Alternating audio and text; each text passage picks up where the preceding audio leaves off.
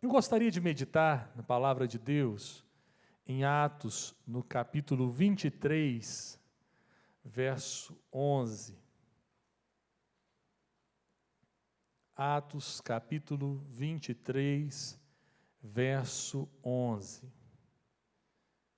Pela manhã, nós tivemos uma palavra um tanto quanto assim, dura de se pregar e mais dura ainda de se ouvir. E eu pretendo, à noite agora, falar de algo mais tranquilo, né?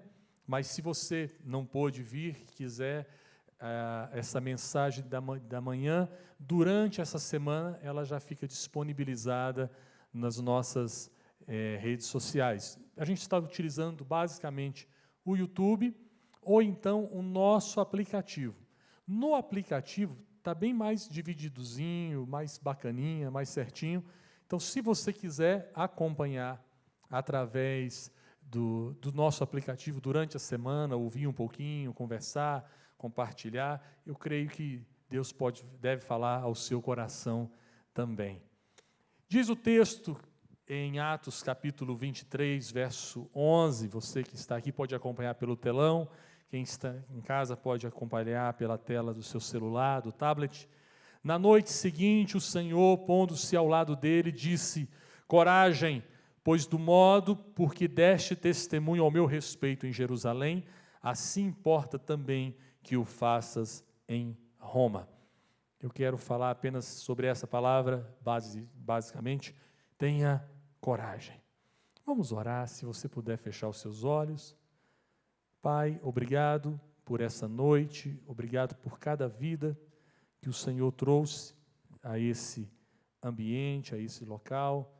Peço que de uma forma especial o Senhor continue falando aos nossos corações, continue ministrando a cada um de acordo com o teu querer, que nada impeça, nada atrapalhe aquilo que o Senhor deseja ministrar aos corações, daqueles que estão aqui, dos que estão nos acompanhando através das redes sociais, que nada impeça o teu Espírito Santo de ministrar algo novo ao nosso coração, e isso depende mais de nós, da nossa vontade, do nosso desejo. Tua palavra diz: aquele que tem ouvido para ouvir, ouça o que o Espírito Santo diz. Que o Espírito Santo possa, pela misericórdia dele, falar através da minha vida e ao coração de cada um dos meus irmãos. Amém e amém. Às vezes, buscamos em Deus uma forma de vida que não existe, uma forma de vida que nos isente, que nos poupe, que não nos desafie, que não afronte os nossos sentimentos, uma vida na qual não precisaremos fazer escolhas, mas as coisas não são assim. Se você já tem mais de 3 anos de idade, já descobriu que a vida não é assim. Ela não nos isenta, não dá para você. E quanto mais tempo você passa, mais clara fica essa realidade. É uma realidade bíblica, e não é apenas na vida do cristão, é na vida de qualquer ser humano.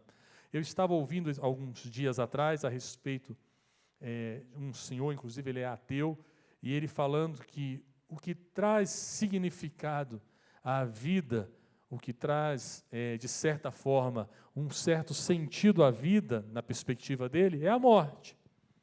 Porque ele fala assim: se você soubesse que é eterno, que você não vai morrer, você ia protelando as coisas, né? Você fala: não, deixa para depois, deixa para daqui a 100 anos, daqui a 100 anos eu faço isso, daqui a 300 anos quem sabe. Mas o fato de você ter uma vida, né, que tem começo e fim na sua existência, isso traz para nós um senso de urgência, assim, não de urgência, mas de significado às coisas. A gente tem um tempo determinado. E, de certa forma, ele não está errado no que diz respeito a que isso realmente impulsiona a nossa vida terrena. Mas nós não somos impulsionados tão somente pela certeza do fim da nossa existência. Porque nós sabemos que, ao partirmos aqui, nós estaremos começando uma nova vida, ressuscitaremos juntamente com Cristo, seremos, né, ressuscitados e viveremos eternamente. Então, há outras coisas que nos movem, não apenas o medo de morrer, a sensação de que vamos morrer, mas somos movidos para uma vida que vai além do que nós vivenciamos ou vemos. No entanto, a vida ela continua, não dá tempo, não dá uma pausa, né? Você tem que lidar com desafios o tempo inteiro, e isso é muito comum. E falando para nós, especialmente aqueles que já têm o Senhor no coração, você vive desafios que são além dos desafios naturais, digamos assim, e que são muito maiores e mais importantes de serem lutados. Eu estive fazendo ontem o sepultamento do meu tio, ele é o irmão mais velho da minha mãe, e é interessante que a palavra, graças a Deus, ele se converteu durante a sua vida. No início, a sua vida era bastante conturbada, mas pela misericórdia do Senhor, ele encontrou Jesus. E não apenas isso, eu fiquei muito feliz. Dos 7 filhos que estavam ali, 4 são pastores. Né, de quem tinha uma vida toda, tinha tudo para dar errado, Deus salvou e tem usado a vida daqueles homens e daquelas mulheres também, das filhas, que servem ao Senhor. Mas eu acho muito interessante que a maioria das vezes que a gente vai fazer um sepultamento, a gente ouve aquele texto de Paulo, quando ele diz: eu combati o bom combate, percorri a carreira e guardei a fé. E é verdade, eu creio que na vida do cristão acontece assim mesmo, mas quando eu fico pensando, o que seria o bom combate?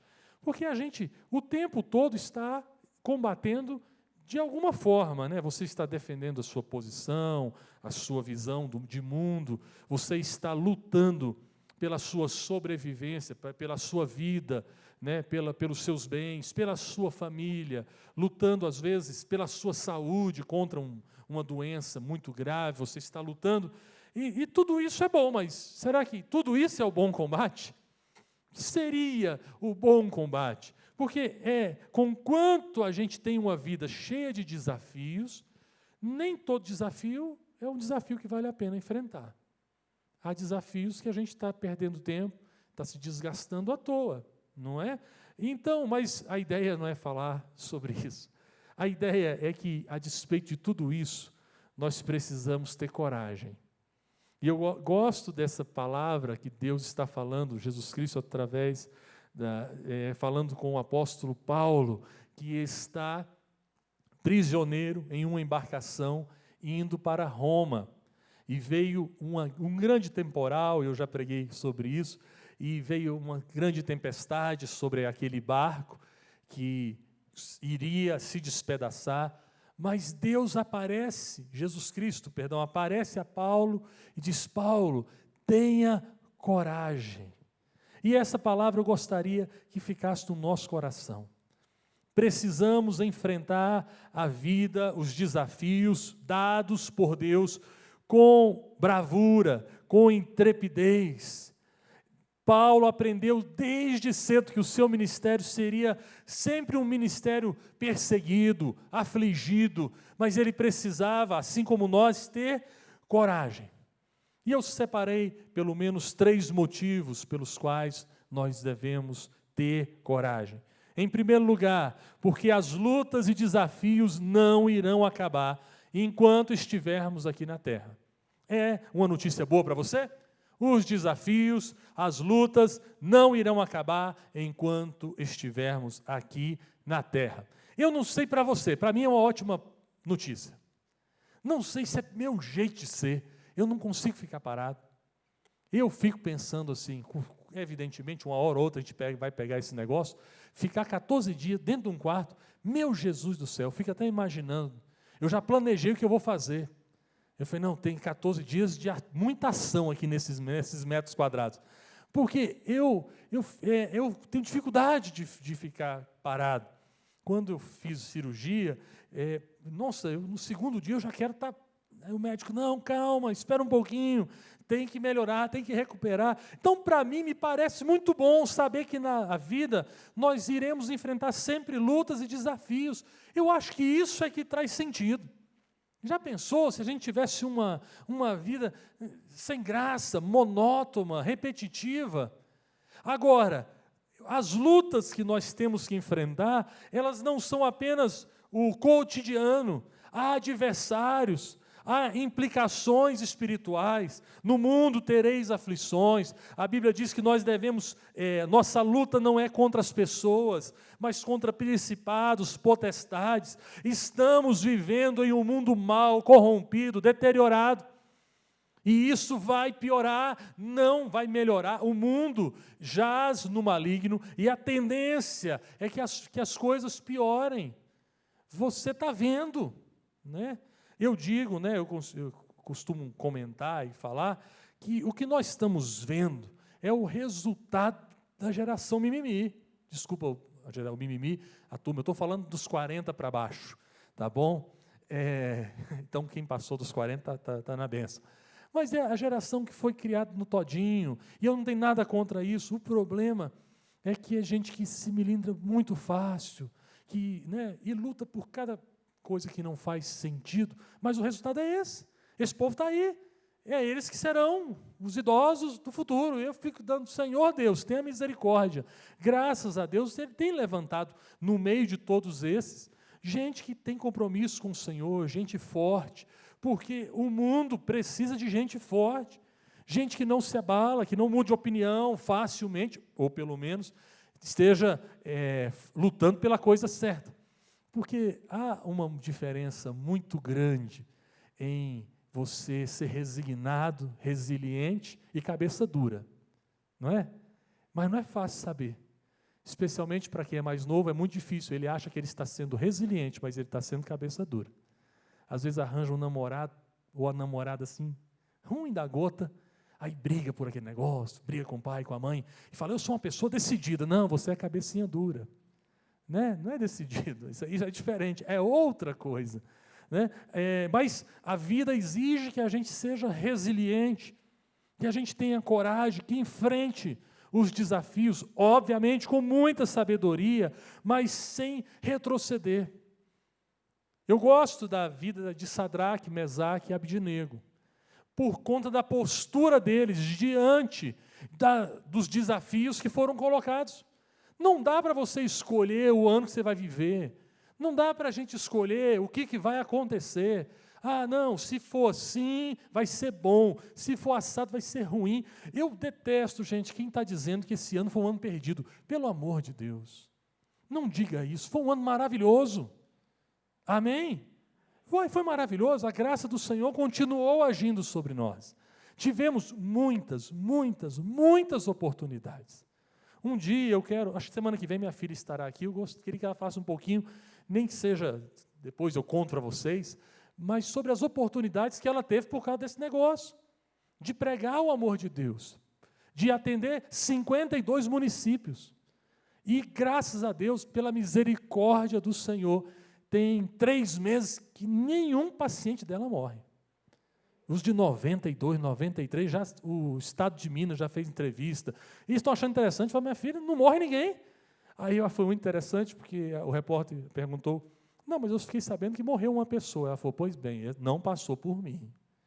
Não passou pelo meu protocolo, realmente. Mas foram oportunidades. Que pena, poxa, não dá para a gente escolher. Não dá. Não é que a gente está feliz porque teve um problema. Não é isso não. É porque não tem como evitar os problemas. E você vai escolher, ou você seja feliz, ou você vai ficar murmurando. A felicidade é uma escolha. A alegria é uma escolha. Porque se não fosse uma escolha, o apóstolo Paulo não teria dito, alegrai-vos no Senhor.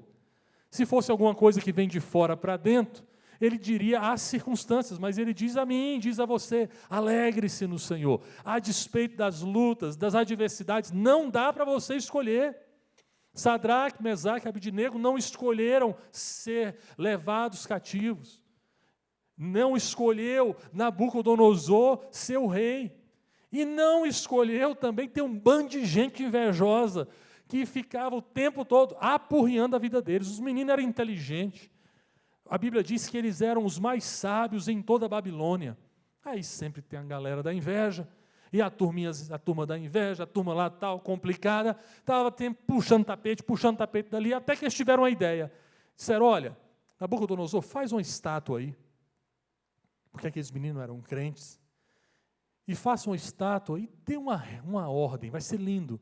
A ordem é o seguinte, quando ouvirem a trombeta, quando a trombeta soar, todos vocês todo o povo deve se curvar e adorar aquela estátua. Beleza. Nabucodonosor achou aquele negócio megalomaníaco como ele era, achou aquela ideia maravilhosa, falou, beleza, faz uma estátua imensa aí, vai estar tudo certo. Chamou todo mundo, inclusive os 3, que eram os meninos de Harvard da época, eram os cabeçudos lá, chamaram os meninos, falaram, senta tudo, eles tudo conselheiro do rei. Aí todo mundo lá, você imagina o povão todinho na frente, aí tocou trombeta, quando terminou a trombeta, todo mundo caiu de joelho. Eles não podiam escolher o momento, não dava para eles terem nascido 10 anos antes, 20 anos depois, aquele era o momento deles. E eles agiram com coragem. Diz a palavra de Deus que eles ficaram em pé. O homem mais poderoso daquela época estava do lado deles. E esse negócio de direito humano, não tinha nada disso. O trem era na cacetada. Eles eram escravos, né? Estavam cativos, apesar do conhecimento técnico que tinham, mas eles continuaram em pé. E aí imagine a situação constrangedora. Os caras são os conselheiros do rei. Aí Nabucodonosor falou, gente, o que houve com vocês? Vocês estão pirando a cabeça aí? É uma ordem simples, não é tão complicado. É só você usar máscara. Não, desculpa, essa ordem, tudo bem. É só brincadeira. É só você se curvar e adorar. Não faz nada. Você fica pensando que eles não eram os únicos cativos na Babilônia. Os únicos judeus, os únicos israelitas, né? Os judeus estavam cativos. Eu imagino que eles olharam os colegas se curvando, pensando assim, ai meu Senhor, achei que tivesse com a turma aqui. E a turma se curvando de medo, de temor. Eles tiveram coragem. E a coragem deles não estava no fato de que as circunstâncias poderiam ser favoráveis. Não. Porque quando o rei ficou irado demais, achou aquilo um desaforo, e disse, olha, acenda uma fogueira aí, mas um negócio tinindo. Vamos torrar esses 3 meninos para eles aprenderem o que é bom. E aí disse que a fogueira estava tão quente que os caras que abriram a porta para jogar morreram, com um bafo. Não sei quem jogou, como é que foi? Será que eles andaram? Não sei. Morreu o cara aqui, já que ele morreu, a gente não vai dar trabalho para outro morrer, né? Eu não sei, a Bíblia não fala. Eles entraram na fogueira e ficaram lá esperando. E o Nabucodonosor olhando de longe, possivelmente num local que dava para ver, e eles estão lá. Gente, você gosta de sauna? E o outro, tá bom, tá dando para... Diz que nem o cabelo do braço, da pele deles queimou, nem o cabelo da cabeça. E aí Nabucodonosor olhou assim e falou, gente, tem um problema aqui. Troca meu óculos aqui, deixa eu ver. E nós não colocamos 3, tem 4 pessoas ali. E o quarto parece um anjo. Está andando, eles estão passeando, chutando, brincando com brasa. E eu acho muito interessante que antes de serem jogados, Sadraque, Mesaque e Abednego, 3 jovens disseram assim, a gente não está interessado se vai morrer ou se vai ficar vivo. A gente só não vai fazer o que é errado. Jesus gostou disso, salvou eles. E tirou, eles saíram. Aí Nabucodonosor, ele era meio doido da cabeça. Falou, a partir de agora, quem não adorar o Deus de Sadraque, Mesaque e Abednego, cai nessa fornalha. Aí todo mundo levantou. Até o povo de Judá que estava lá escondido, né? É meio esquisito. Mas eles não se dobraram. Mas a história fala de homens que foram queimados e morreram queimados. Ah, mas Deus não os amava? Amava. Amava. Mas Deus tem um propósito em todas as coisas. Há muitos cristãos que foram queimados. A primeira pessoa que traduziu as Escrituras Sagradas do latim para o alemão foi morto, queimado. E fez isso para que você e eu pudéssemos ter um exemplar das Escrituras Sagradas nas mãos. Morreu queimado, mas morreu com coragem. As lutas estarão aí. Algumas vezes Deus vai nos livrar, outras vezes não. Algumas vezes Ele nos livra no meio delas, não importa. Você e eu precisamos ter coragem. Porque enquanto a gente estiver vivo, graças a Deus, tem desafios. Amém? Em segundo lugar, temos muita coisa a fazer. A tarefa é grande. Se você não está vendo muita coisa para fazer no reino de Deus, o problema está no seu óculos, na sua visão. Talvez você, ou talvez eu, esteja mais preocupado com os meus problemas. Você lembra do episódio de Jesus com a mulher samaritana? Inclusive, eu quero fazer um parêntese aqui. Eu não sei quantos, não estou ganhando nada por isso, não tem problema nenhum. Quantos já viram, assim, instalaram aquele aplicativo chamado The Chosen? Quem já instalou? Levanta a mão. Assim. 3, 4. Se você quiser, tiver curiosidade, é um aplicativo. Você vai lá, instala, é gratuito. Você pode ajudar com uma quantia ou não, se quiser. Mas eles são 7 episódios sobre a vida de Jesus. Muito bacana, eu gostei demais. Não sei quem, assim, achei muito bacana, muito bem contemporâneo. Dá para você, eles mostram Jesus assim mais humano. Eu achei muito bom mesmo. Fica aí a dica para você. É um aplicativo, tá? Você adiciona ele lá, tanto faz o iOS como o Android. Depois da propaganda, que não estou ganhando nada com isso, mas lá tem o episódio de Jesus com a mulher samaritana. Naquele episódio, Jesus está conversando com a mulher samaritana. A mulher samaritana é a primeira pessoa a quem Jesus fala assim: eu sou o Filho de Deus.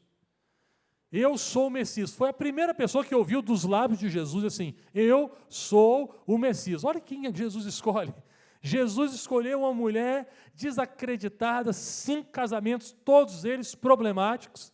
E Jesus vai até aquela mulher, e ainda o fato de ser uma mulher naquela época era um problema. E Jesus diz para ela: olha, você vai saber de uma novidade. Eu sou o Messias, eu sou maior que Jacó. O Messias está falando com você. Diz que ela ficou tão entusiasmada que ela saiu pregando em toda a cidade. Os discípulos voltaram, tinham feito as compras, passaram no Big Box, trouxeram fruta cortada até Jesus e falaram: Jesus, vamos comer alguma coisa? E aí Jesus falou assim: não, a minha comida consiste em fazer a vontade do Pai. Olha, aí sabe qual a conclusão que eles chegaram? Alguém trouxe comida para ele, ó. Por isso que ele está rejeitando. A cabeça dos discípulos, só pensava na barriga. Aí Jesus falou assim: não, vocês não entenderam. Os campos estão brancos para a ceifa. Vocês olham para os campos e dizem assim: falta 4 meses para a ceifa. Mas da minha perspectiva, e os campos que eu estou vendo, eles já estão brancos. Tem muito trabalho para fazer. A seara é grande demais e os trabalhadores são poucos. Se você vive o reino de Deus e acha que não tem o que fazer, você ainda está preocupado mais com o seu lanche. Possivelmente. Porque tem tanta coisa para fazer. Tem tanta coisa, e não sou eu que estou dizendo. É o Senhor Jesus. A gente fala às vezes de reino, a pessoa só pensa na igreja, né? Ah, não, nossa, eu tenho que fazer. Não tem nada para fazer. Eu não canto, eu não toco, eu não faço. Não, gente, o reino de Deus não se resume ao que a gente faz aqui, não. O reino de Deus é a vontade, o propósito de Deus nas nossas vidas. É aquilo que o Senhor quer fazer através de nós, onde Ele nos colocou. Seja no seu trabalho, seja no seu ambiente familiar, sejam as pessoas que estão distantes. Há muita gente, há muita seara, muito campo. Eu estive agora no sertão, há 2 semanas atrás, e aí fiz questão de passar por algumas cidades que eu não conhecia, porque são muito ruins o acesso. Gente, tem cidade demais que não tem uma igreja evangélica. Gente muito simples. Ainda tem muita coisa para fazer. É que a gente vai fazendo e o trabalho é grande, você pensa, não, tá bom, chega. Chega não, tem muita coisa para ser feita.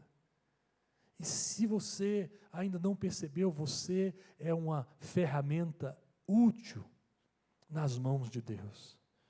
De todas as formas, indo, investindo, orando, intercedendo, pregando o Evangelho. Não perca a oportunidade, os campos estão brancos. Tem muita coisa. O Senhor Jesus aparece a Paulo e diz, Paulo, tem uma tarefa para você. Assim como você foi minha testemunha lá em Jerusalém, eu quero que você seja em Roma também. Tem uma tarefa para você lá em Roma. As condições não eram favoráveis. O momento não era o dos melhores. Ele não estava vivendo o seu melhor tempo. Iria se submeter a um naufrágio, que ele já sabia que iria acontecer. Mas há muita coisa a ser feita. Não acabou. Eu acho muito estranho quando às vezes nós, e às vezes eu mesmo, parece quando você rompe a barreira dos 40, aí a gente calcula que vai viver só até os 80, fala, passei da metade. Aí a gente fala, no meu tempo era tão bom. No meu tempo, Jesus amado, enquanto você estiver respirando, esse é o seu tempo. Você pode ter 75 anos como Gravina. Esse é o seu tempo ainda. Amém? Você está respirando, esse aqui é o tempo que Deus te deu. Há muita coisa a fazer. Eu não estou falando de ativismo, que você tem que correr de um lado para o outro, que nem uma barata tonta. Não é isso.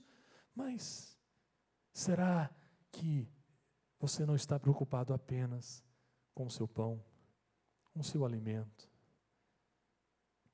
E se você tiver assim, você vai olhar as coisas da perspectiva aqui humana, terrena, que vai terminar. Mas Jesus talvez esteja dizendo para você, se você olhar como eu estou olhando, você vai ver que há campos brancos para a ceifa. E Jesus estava falando especialmente dos samaritanos, que um dia viriam crer nele. Em terceiro e último lugar, por que devemos ter coragem? Porque o que temos a fazer não é uma obra qualquer. Não é um trabalho qualquer. Não existe outro povo na face da terra que tenha a incumbência de testemunhar de Jesus, a não ser a igreja do Senhor Jesus. Perceba, eu não estou falando da religião. Eu não estou enquadrando, dizendo a Nova Vida, ou então os evangélicos, ou esse grupo ou aquele, são as... Não, aquele que teve um encontro real com Jesus, faz parte da igreja do Senhor Jesus. Portanto, essa tarefa, que é a tarefa mais nobre na vida de um ser humano, a incumbência está sobre nós. Quando você estiver diante do Senhor, para receber o julgamento, ou receber a recompensa pelo seu trabalho, Deus não vai perguntar quantas palavras você digitou no Word, quantos artigos você escreveu, quantos artigos de mestrado, doutorado você publicou em revistas importantes. E isso tudo é importante, mas há coisas mais importantes. E às vezes, todo o nosso esforço está apenas em coisas que vão passar, coisas transitórias, e eu não estou dizendo que isso não é importante, não, faça isso para a glória do Senhor, use tudo que você tem. Eu ouvi também, a gente ouve tanta coisa, e eu já tinha ouvido no passado, e ouvi novamente, sobre a história do dono da Quaker. Quem aqui sabe o que é Quaker? Aveias Quaker, aquele cidadãozinho. Quem tomou aveia Quaker aqui? A maioria. Olha, só a turma dos 40 para cima. Os meninos, por isso que tudo geração mimimi, tomando todinho. Né? Bom mesmo era o Quaker. Não, mas eu acho que ainda tem até hoje. Só brincadeira, tá? Não se ofenda. Esse diz que o sonho daquele jovem, quando ele era adolescente, era de ser um grande missionário, de pregar a palavra de Deus. E naquela época tinham muitos pregadores famosos, e ele se espelhava nesses homens, Diz que ele foi a algumas conferências missionárias, e tinha uma época que isso era muito comum, e ele via a intrepidez, ousadia, a forma de pregar.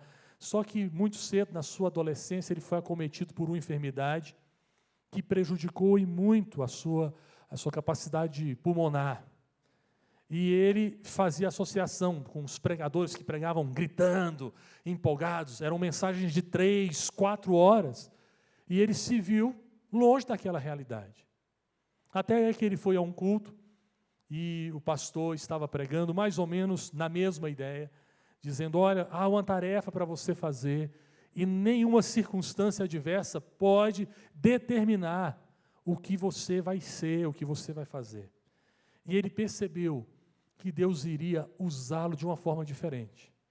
Naquele culto ele falou, Deus, já que eu não posso ser um missionário, alguém que prega, que dedica o tempo todo à missão, eu quero ter muito dinheiro, muito recurso, para sustentar muitos missionários.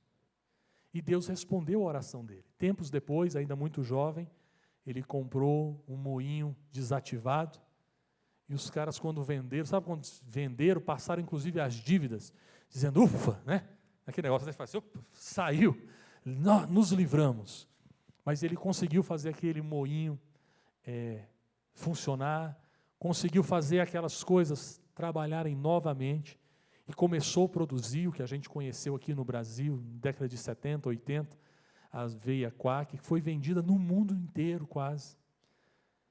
A empresa dele, quando perto do seu falecimento, foi vendida naquela época para a Pepsi por 13 bilhões de dólares. E quanto esse homem investiu na vida missionária, em missões? Ele não se contentava em dar o seu dízimo apenas. Ele dava muito mais para que missões pudessem acontecer.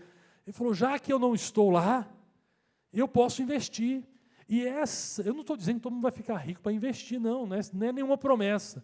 Eu só quero dizer para você que qualquer coisa que você faça, se você fizer com o intuito de agradar ao Senhor, se torna importante, relevante para o reino. Use a sua profissão como uma obra importante. Você não está ali apenas para atender as pessoas, você não está ali apenas para cumprir as ordens, você não está ali apenas para fazer isso ou aquilo, não. Você está ali para glorificar o Senhor, para glorificar o nome do Senhor. Há muita coisa, e essa obra é importante, porque quando nós estivermos diante do Senhor Jesus, eu acredito, obviamente, eu estou apenas colocando uma linguagem assim, fácil de entendimento, ele vai perguntar assim, e o que foi feito para a minha glória? Para que vidas fossem salvas. Porque o que a gente está fazendo, Paulo usa outra analogia, ele diz o seguinte, você vai pegar as suas obras e colocar diante de Deus, e ele vai tacar fogo. Tem obras que são de palha. É aquilo que você fez, achou que era legal, quantidade grande, mas não era importante, vai queimar. Há outras que são de madeira, demora um pouco mais, mas diante do fogo termina. Mas o que vai ficar é aquilo que é de ouro, que é de pedras preciosas, que não tem como se extinguir com fogo. Há coisas que você e eu estamos envolvidos que vão ficar para a eternidade. Eu tenho um pensamento comigo. Eu fico pensando, quando eu estiver diante do Senhor, não sei quando, pode ser daqui a 1 mês, 2 meses, 1 ano, 10 anos, não sei. Quando eu estiver diante do Senhor, eu imagino assim, a gente se encontrando naquele cultão, vai ter uma ceia, Jesus servindo ceia para a gente, imagina o louvor, o pessoal cantando, tocando, o baterista deve ser esse aí, eu acho que é você, cara, esse é bom. Obrigado, tá? Foi uma benção. Então, aquela coisa toda servindo, acabou. Ah, não, só não é melhor do que a Valquíria. Agora que eu olhei ali, eu falei, não, você espere, verá as grandes coisas. Mas aí está aquela festa, aquela coisa maravilhosa, tal. E eu fico pensando assim, chegando alguém e falando, Bené, queria te agradecer. Porque se eu estou aqui hoje, é porque você se empenhou. Você pregou a palavra de Deus, você orou por mim, você me acompanhou. Já pensou a alegria? Você já parou para pensar nisso? De alguém chegar e falar, Jair, eu estou aqui, cara, porque você gastou tempo comigo. Eu não estaria aqui se não fosse a graça do Senhor Jesus através da sua vida. Não é maravilhoso? Isso para mim é uma coisa, é a maior alegria que deveria ter no coração de um cristão. Sabia? Quando alguém se converte, gente, o céu, todo mundo para o que está fazendo. O pessoal da área de informática cessa lá, dá um travado, dá uma reiniciada no aplicativo e começa a fazer uma festa. A Bíblia diz que há festas no céu quando um pecador se arrepende. E aí os discípulos uma vez chegaram até Jesus e disseram, Senhor Jesus, que culto maravilhoso. Fomos no culto, o culto foi do fogo, foi do reteté, expulsamos demônio, fizemos negócio, aconteceu. A coisa, o Senhor tem poder demais. No teu nome a gente fez e arrasou. Diz que Jesus se alegrou, obviamente, com isso, mas disse o seguinte, gente, alegrem-se muito mais, porque o seu nome está escrito no livro da vida. E nada pode tirar você de lá. Fique mais feliz, há coisas mais importantes. O que nós estamos fazendo é importante. O que você está fazendo é importante, se é para o reino de Deus. Coragem, porque Deus quer que você seja um marido, uma esposa melhor, um jovem solteiro melhor. Coragem, porque você precisa ser um homem segundo o meu coração, uma mulher segundo o meu coração. Tenha coragem, porque você precisa adorar em espírito e em verdade. Você precisa viver a sua vida para a minha glória. Tenha coragem. Tem muita coisa para a gente fazer. E eu acho muito interessante que parecia alguma coisa muito simples, mas é tão importante que Jesus não mandou um anjo. Ele mesmo foi lá no ouvido de Paulo e falou, Paulo, tenha coragem. A tempestade estava tão terrível que já havia 3 dias, 72 horas, que eles não viam o sol. Eles não sabiam se estava de dia ou de noite. E aí o próprio Jesus chega para o apóstolo Paulo, aquele prisioneiro ali, e diz, tenha coragem. Olha que mensagem, essa mensagem é importante demais. Jesus poderia ter mandado um anjo, falado uma voz, mandado um bilhete, mas ele mesmo se colocou ao lado do apóstolo Paulo. O apóstolo Paulo depois fala para o povo, gente, fica calmo. O Deus de quem eu sou, a quem eu sirvo, esteve comigo ontem e me falou que, olha, a vida de vocês está tudo na mesa. O barco vai se acabar, mas vocês estão tudo salvos. Que coisa maravilhosa, o Deus de quem eu sou, a quem eu sirvo, esteve comigo. Não é diferente hoje não. Se você foi capaz de ouvir, não com seus ouvidos naturais possivelmente, mas com os ouvidos do seu coração nessa noite, coragem, há muita coisa para fazer através de você. Saiba de uma coisa, possivelmente, é o próprio Jesus que está falando ao seu coração. E se Ele está falando é porque é importante. Há muita coisa para fazer. Não desiste, não. Não pare. Não, vou dar uma retrocedida. Eu já contei isso umas 200 vezes, cabe 201, né? Às vezes não nessa gravação, entendeu? Quem está assistindo não ouviu. Mas quando eu estava com 18 anos, eu havia entrado no Ministério do Trabalho e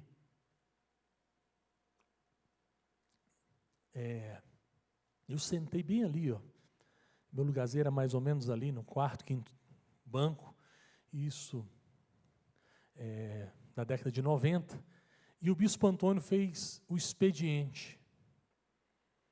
E eu confesso que eu vinha numa vibe assim, né, eu vou aproveitar esse momento, porque eu tinha conseguido um bom emprego no ministério, era um negócio muito bacana, e os caras, não sei o que deu na cabeça do pessoal, que assim que eu entrei já me deram um DAS, eu me tornei chefe de uma divisão com 19 anos, 18, 19 anos. E eu fiquei tão feliz, eu venho de uma família, né, que não teve necessidades, somos pessoas que tivemos que lutar para conseguir as coisas. E eu pensei assim, agora que eu estou trabalhando, eu acho que eu vou me dedicar mais ao trabalho. Eu vou fazer o seguinte, eu vou pegar alguns anos e pegar lá firme, trabalhar. E eu gosto muito de trabalhar, meu jeito de ser, vou agarrar e tal. E o ministério, desde os 11 anos eu toco na igreja, olha a minha cabeça. Eu toco violão desde os 11 anos na igreja. Aí eu pensei, poxa, eu acho que aí eu dou quando estiver estabilizado, casado, com filho, aí, volto. E o bispo Antônio não sabia disso. E aí ele estava fazendo o expediente, do jeito que o bispo Antônio gostava de fazer, conversava, falava, ria, brincava. O expediente era uma mensagem, e era mesmo. Porque ele falou, olha, não sei porquê, mas Deus está falando no meu coração, não desperdice a sua juventude. E ele pegou e fez uma tabela, assim, falou, de tal idade até tal idade, você está na fase da experiência. E da tal idade, ele fez ali, eu lembro bem dos números, mas eu estou com medo de errar aqui, e ele foi separando, ele chegou na minha fase de vida, e foi a partir daqui, você está começando o seu potencial máximo, que vai até lá em cima, eu não lembro mais. E ele falou, aproveite agora, para investir no reino de Deus, para servir o reino de Deus, para desempenhar os seus dons, os seus talentos. Aquela palavra caiu como uma dinamite no meu coração. Aquele expediente. Eu nem sei o que pregou depois, mas aquilo foi a mensagem para mim. Foi o suficiente. Trabalhei como um condenado em todos os anos que estive no Ministério do Trabalho. Eu fui tão importante no ministério que eu saí e acabou o ministério. Nada a ver. Isso aí foi só para me sentir melhor, mas vocês não caíram nessa. Mas trabalhava muito, viajava demais, viajava quase toda semana. Mas não deixei de fazer a obra de Deus. Foi um pouco mais trabalhoso, ter que sair do trabalho, vir direto para cá, e aquela correria, aquele negócio. Mas no Senhor, o nosso trabalho não é vão. E aprove ao Senhor, quando eu estava achando que agora que ia decolar na vida profissional, Deus falou, não, minha obra para você é lá em Goiânia.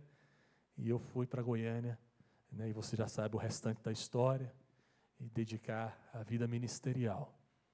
Tive que pedir exoneração do Ministério do Trabalho, e foi maravilhosa essa aventura com o Senhor.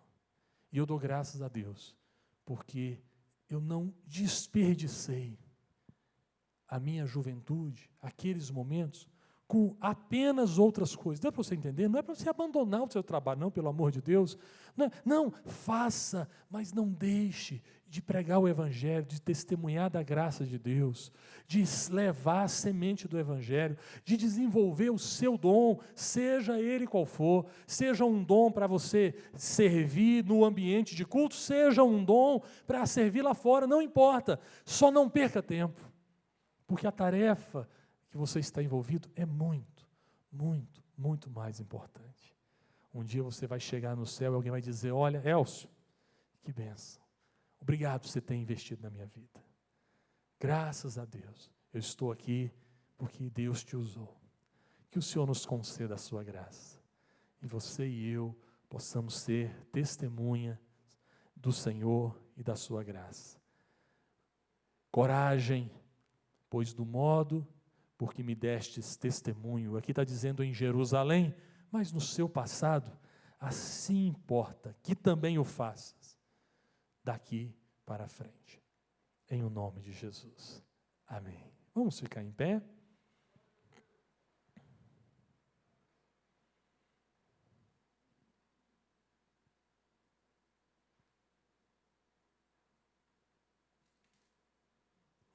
Se você puder fechar os seus olhos por um instante.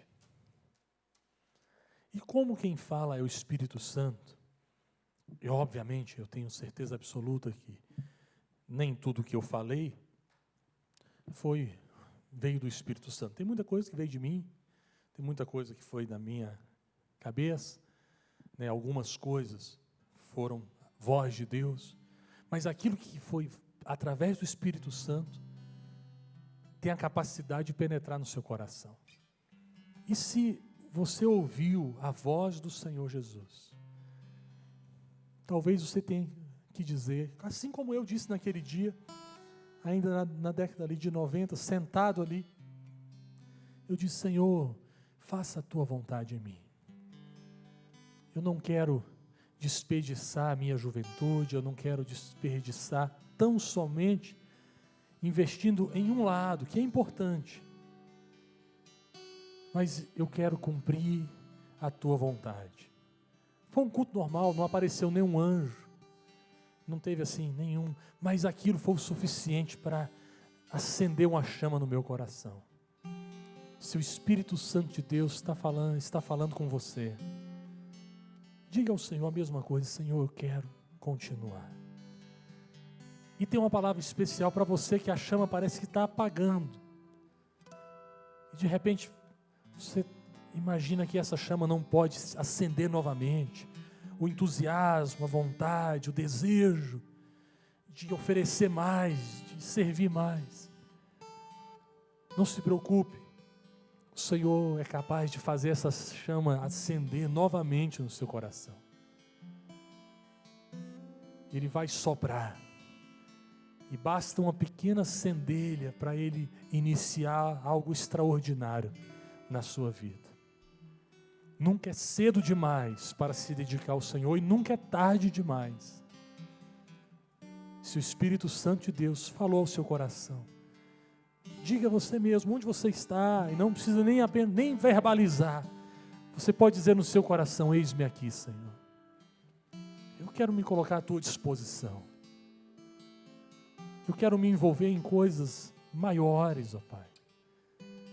Eu quero combater o bom combate. Eu já tenho combatido tantos combates. Coisas que são importantes, mas eu quero combater o combate do Senhor. Eu quero cumprir a tua vontade. Eu preciso de coragem. Assim como o Senhor disse a Josué: ser forte, corajoso. O Senhor disse a Paulo: Paulo, seja forte, tenha coragem. Eu estou com você. Talvez você não consiga perceber, mas se essa voz está tocando no seu coração, possivelmente é o próprio Jesus que está dizendo: tenha coragem. Eu estou com você. É o Senhor quem faz a obra em nós. Nós não fazemos porque somos bons, porque somos melhores, mais capacitados, ou porque escolhemos, somos os melhores. Não, basta uma rendição. Renda-se diante do Senhor. Renda-se diante do Senhor.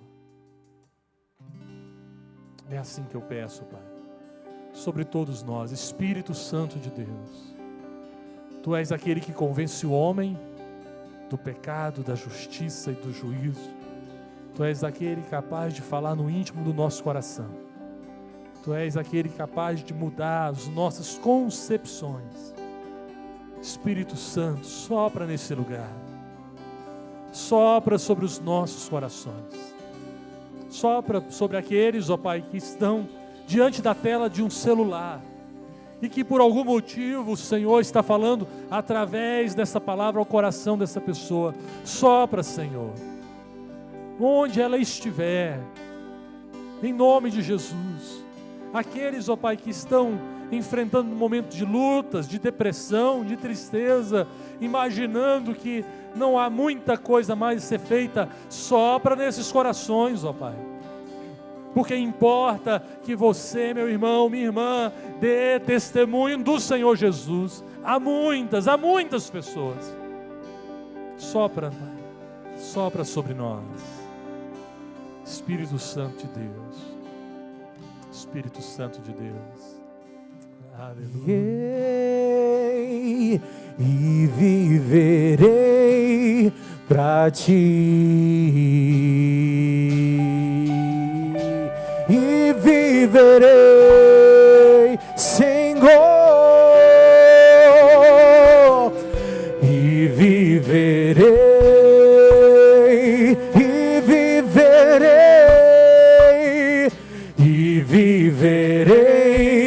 Toma o meu coração, toma o meu coração e toda a minha alma. Eu vivo só pra Ti, sempre que eu respirar, cada vez que eu acordar. É o teu, toma o meu coração, toma o meu coração e toda a minha alma. Eu vivo só pra ti, sempre que eu respirar, cada vez que eu acordar. É o teu querer em mim. Aleluia. Você pode estender as suas mãos assim. Obrigado, Senhor, por essa noite. Obrigado por esse momento que passamos juntos aqui. E eu peço em nome de Jesus que o teu poder seja renovado sobre as nossas vidas. Que haja, ó Deus, uma alegria brotando no nosso coração. Alegria em te servir, alegria em ver o reino de Deus expandindo. Em nome de Jesus. Que a graça do nosso Senhor Jesus, o amor de Deus e as eternas consolações do Espírito Santo sejam sobre nós e sobre todo o povo de Deus espalhado pela terra, hoje e sempre. Amém e amém. Deus abençoe a sua vida rica e abundantemente.